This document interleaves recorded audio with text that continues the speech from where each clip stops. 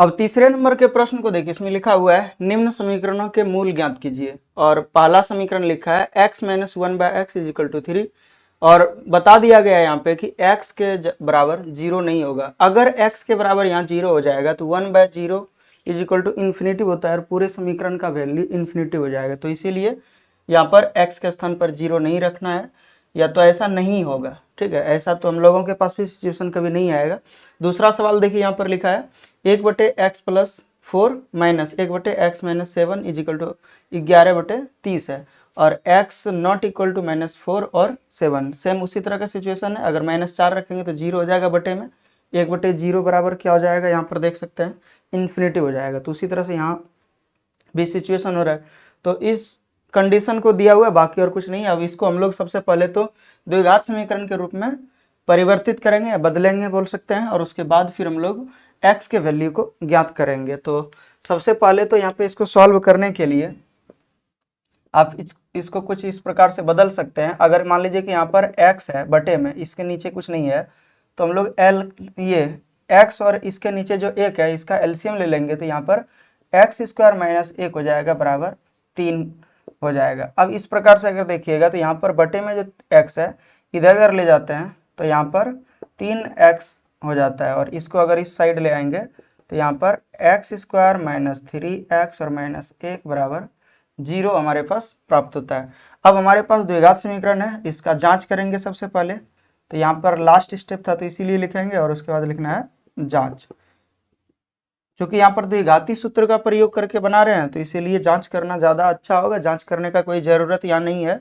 ठीक है, तो अगर गुणनखंड विधि द्वारा भी बनाइएगा तो बना सकते हैं, कोई तरह का दिक्कत इसमें नहीं है। तो यहाँ पर देख सकते हैं b² माइनस 4ac का जांच करना है। तो यहाँ पर क्या हो जाएगा, -3 का स्क्वायर b का मान, फिर -4 और गुना a का मान देख सकते हैं यहाँ पर x² के साथ में 1 है, और गुना c का मान -1 है।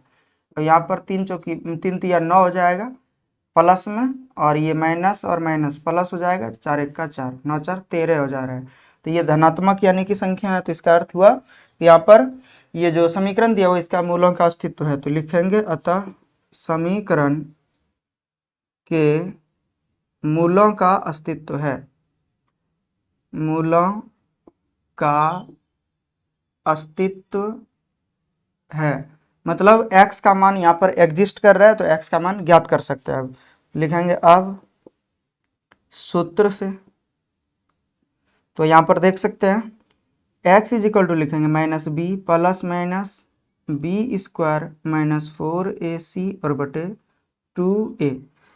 अब वैल्यू हम लोगों को रख देना यहाँ पर x इजिकल टू -3, b का मान देख सकते हैं यहाँ पर, और उसके बाद माइनस प्लस माइनस 4ac का b² माइनस 4ac का अंदर की रूट है। तो यहाँ पर b² माइनस 4ac का वैल्यू देखिए यहाँ पर 13 ज्ञात हुआ है हमारे पास पहले से, और बटे 2 और a का मान 1।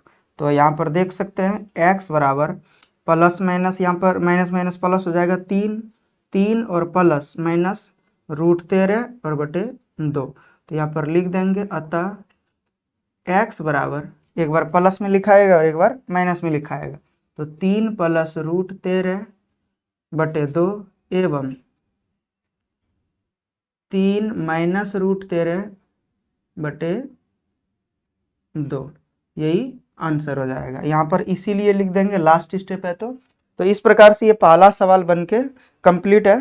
x का 2 मान आ गया, यानी कि 3 प्लस √13 बटे 2 और 3 माइनस √13 बटे 2। अब अगले प्रश्न को हम लोग यहाँ से कुछ इस प्रकार से सॉल्व करेंगे। यहाँ पर भी देखिए बटे में दिया हुआ है, तो सॉल्व करने के लिए तो यहाँ पर लिखना होगा। उसके बाद फिर हम लोग एलसीएम ले लेंगे नीचे वाले का। तो सबसे पहले अगर एलसीएम ले लेते हैं तो x + 4 और x - 7 एलसीएम होगा। ये यहाँ पर गुना हो जाएगा तो x - 7 और माइनस ये यहाँ पर गुना हो जाएगा 1 के साथ में, तो x + 4 बराबर 11/30 के बराबर हो जाएगा। ये सिचुएशन आप इस तरह से देख सकते हैं, 1 बटे जैसे मान लीजिए कि यहाँ पर 4 है और माइनस में 1/7 है। अब जब एलसीएम लेते हैं तो 7 और 4 का एलसीएम 28 होता है, तो 28 को हम लोग ना लिख के यहाँ पे इस तरह से लिख दिए हैं 4 × 7। ठीक है, और ये 7 को यहाँ ले गए और ये 4 को यहाँ ले गए, तो उसी तरह से होता ही है। तो इस प्रकार से जैसे हम लोग ये वैल्यू को कैलकुलेट करते हैं उसी तरह से यहाँ पे भी कैलकुलेट हुआ है। अब ध्यान से देखिएगा तो समझ में आ जाएगा।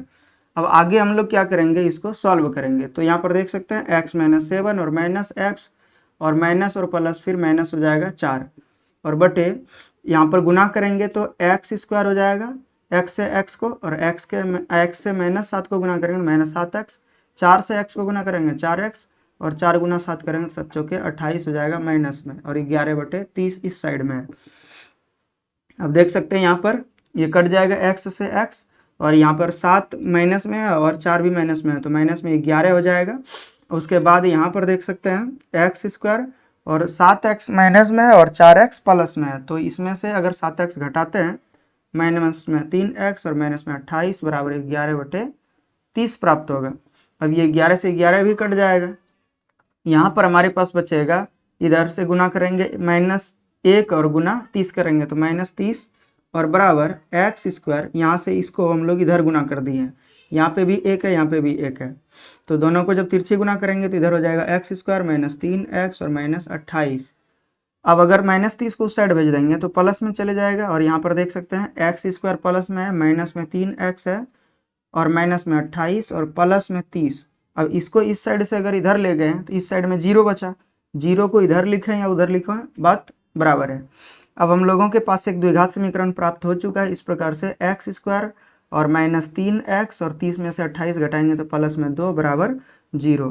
अब जांच कर लेंगे थोड़ा और उसके बाद फिर सवाल को बनाएंगे। तो बी स्क्वायर -4ac बराबर, यहाँ पर देख सकते हैं -3 का स्क्वायर होगा और -4 गुना 1 और गुना 2। अब बराबर देख सकते हैं यहाँ पर 9 और घटा 4 दूना 8 हो जाएगा, यानी कि 1 होगा। तो यहाँ पर आप सूत्र से लिखेंगे या तो लिख देंगे, अतः समीकरण के मूलों का अस्तित्व है।